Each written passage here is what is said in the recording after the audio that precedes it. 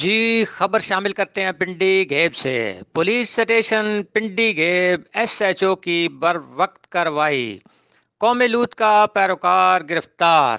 چند دن پہلے پنڈی گھیب کے علاقہ کھڑپا میں زیڈ کے بی کیمپ میں ڈیمپر ڈرائیور عبدالبشیر نے اپنے ہیلپر جس کی عمر 17 سال ہے بدفعلی کر کے فرار ہو گیا۔